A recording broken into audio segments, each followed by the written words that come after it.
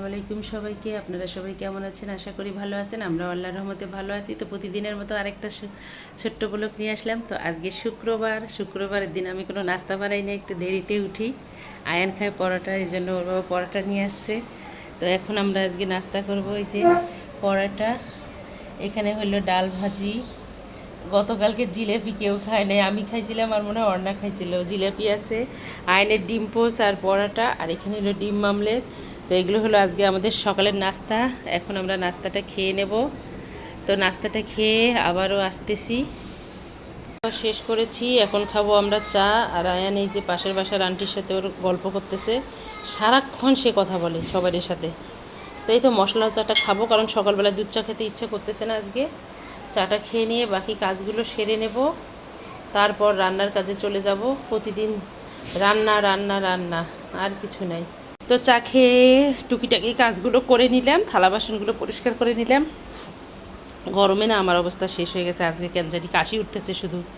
এখন চিনি ভরে নেব ডিব্বায়। এই যে কাগজে চিনি আনলে ভয় লাগে, ইদানিং প্যাকেটের চিনিটা পাওয়া যাচ্ছে না, লাল চিনিটা, এই জন্য এই যে কাগজের ঠোঙ্গায় চিনি নিয়ে আসে। তো চিনিগুলো এখন আমি ভরে নেব।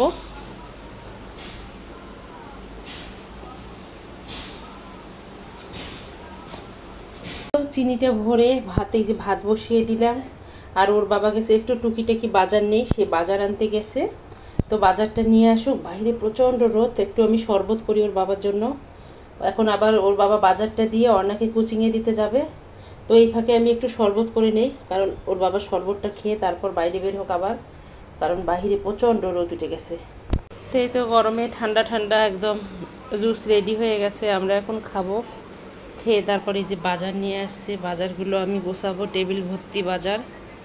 তো আগে জুসটা খেয়ে নেই, তারপর বাকি কাজগুলো করব। শরবত করে দিলাম, ওর বাবা খেয়ে নামাজ পড়তে গেল, আর অর্ণাকে কোচিংয়ে দিয়ে আসছে। আর এখানে এই যে ডিম 60টা নিয়ে আসছে, এখানে 30টা, এখানে 30টা। চা পাতা একটা করে এখানে দিছে, একটা করে এখানে, মনে হচ্ছে 30টা ডিমের সাথে চা পাতা ফ্রি, ওরা এমনভাবে বেঁধে দিছে। তো এই তো ডিম আমার ঘরে প্রতিনিয়ত বেশিই লাগে, এরা ডিমটা বেশি খায়, বাচ্চাদেরকে আমি দেই বেশি করে। তো এখানে 7টা ডিম আর হলো চা পাতা। আর এখানে নিয়ে আসছে মুরগি, ওই যে মাঝে মাঝে আমি গ্রিলটা খাই, খুব পছন্দ করে আমি গ্রিলটা বাইরে থেকে এনে খাই। তো আজকে ওর বাবা বললো যে তোমাকে একবারে মুরগি বেশি করে এনে দেই, তুমি গ্রিল করে খেও। তো এজন্য মুরগি নিয়েছে, এখানে কয়টা যেন 1,500 টাকা নিয়েছে, 4টা মুরগি মনে হয়, ব্রয়লার, না, ওই যে দেশিটা না, দেশিটা তো ওই দিন 24টা নিয়েছি। আর এখানে আনছে এই যে বিস্কুটের গাড়ি, স্বপ্ন বেঁধে দিয়েছে গাড়ি, উনি নিয়ে আসছে। এখানে হলো একটা রাঁধুনি মাংসের মশলা, গরু মাংসের মশলা, একটা মুরগির মাংসের মশলা। আর এখানে নিয়ে আসছে চিনি, আর হলো এখানেও বিস্কিট। তো এই তো বাজারগুলো সব গোছগাছ করে নেব। ভাত হয়ে গেছে, এখন ঢ্যাঁড়স ভাজিটা করে নেব। আর ওর বাবা নামাজে চলে গেছে। তো এখন আমি রান্নাঘরে যাব বাকি কাজগুলো করতে। তারপরে আসার সময় আবার নিয়ে আসছে বাজার। এখানে হলো কাঁচা আম নিয়ে আসছে 3 কেজি। এখানে নিয়ে আসছে কলা, তার মধ্যে একটা কলা ওর বাবা খেয়েছে, আয়ান খেয়েছে। এখানে নিয়ে আসছে লবণ, 2 লিটার দুধ, সয়াবিন তেল, চিনি আনছে না একটু আগে, আবার নিয়ে আসছে 3 কেজি না 4 কেজি যেন। আর এখানে নিয়ে আসছে জিরা আর এলাচ। তো জিরা আর এলাচের এইটুক জিরা আর এলাচ হলো কত, 600 টাকা। আসে না কেন মেমোটা, এই তো এইটুক জিরা আর এলাচ নিয়েছে 600। তো আমার পরিবারে হলো আয়ের চেয়ে ব্যয় বেশি।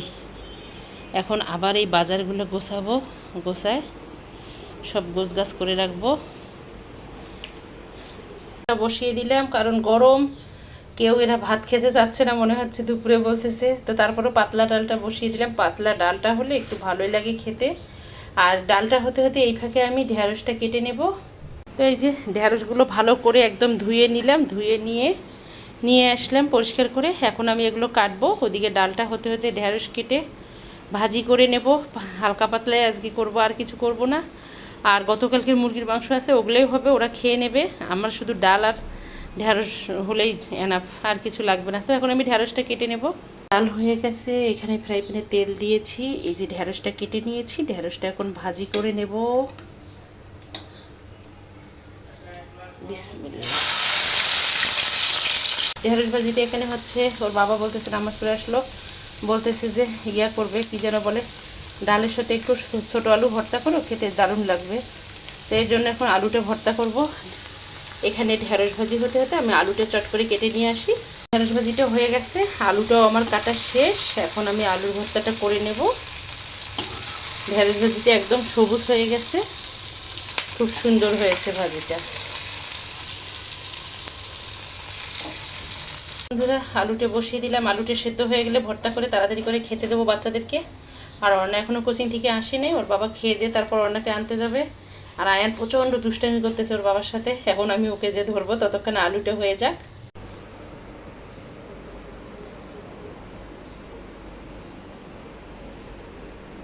শেষে খাবার রেডি হয়ে গেছে বন্ধুরা, প্রতিদিনের মতো দুপুরের খাবার ঠিক টাইমে আল্লাহর রহমতে রান্না করতে পেরেছি, এখন খাবো। তো এই তো সাদা ভাত, এখানে হলো পাতলা ডাল, আর এখানে হলো ঢেঁড়স ভাজি, আলুর ভর্তা। আলুর ভর্তাটা আজকে আমি তেলে ভাজি নাই, কাঁচা পেঁয়াজ আর শুকনো মরিচ ভেজে ইয়া করছি। আর এখানে হলো এই যে গতকালকের মুরগির মাংস আরও আছে অনেক, বললাম না আমি খাই না, ওরা এক পিস করে খায় আর রেখে দেয়। তো এগুলো এর জন্য আমি অপচয় করি না, ওটা বক্সে করে রেখে দিই, পরের দিনে আবার আমি গরম করে ওদেরকে খেতে দেই। তো এগুলো এখন আমরা খাবো, দুপুরের খাবার খেয়ে তারপর আবারও আসতেছি। আয়ান আমি আর ওর বাবা খেলাম, ওর বাবা খেয়ে অর্ণাকে আনতে গেল, অর্ণার ছুটি হয়ে গেছে। আর আমি সব খাবার যা বাকি আছে অর্ণা এসে খাবে, এই জন্য ঢাকিয়ে রেখেছি সব। আর এখানে বের করেছি ডাল বাটা। তো আজকে বিকেলে ওরা পেঁয়াজু খাবে, আর খাবে কি আপনাদেরকে দেখাই। বাবা যে দুধ নিয়ে আসলো 2 লিটার, তার মধ্যে 1 লিটার বসিয়ে দিলাম। আজকে নাকি পুডিং খাবে, বললাম যে এই গরমে কি পুডিং খাওয়া যায় না, ওনারা খাবেই পুডিং। তো এই জন্য পুডিংয়ের জন্য দুধ বসিয়ে দিলাম, দুধটা হয়ে গেলে পুডিংটা বানিয়ে রাখবো। 1 লিটার দুধ ঘন হয়ে আসছে, আমি এখন চিনি দিয়ে দেব, কারণ দুধটা যেহেতু ঘন হয়ে যাচ্ছে মিষ্টি হবে, চিনি অল্প দিয়ে দেব। বেশি চিনি এরা খেতে চায় না, বেশি মিষ্টি। তো আর 5 মিনিট লেগে ঠান্ডা করে আমি পুডিংটা বানিয়ে নেব। এখান থেকে আমি এখন এলাচগুলো উঠে ফেলবো। আমি এখানে এলাচ 2টো দিয়েছিলাম।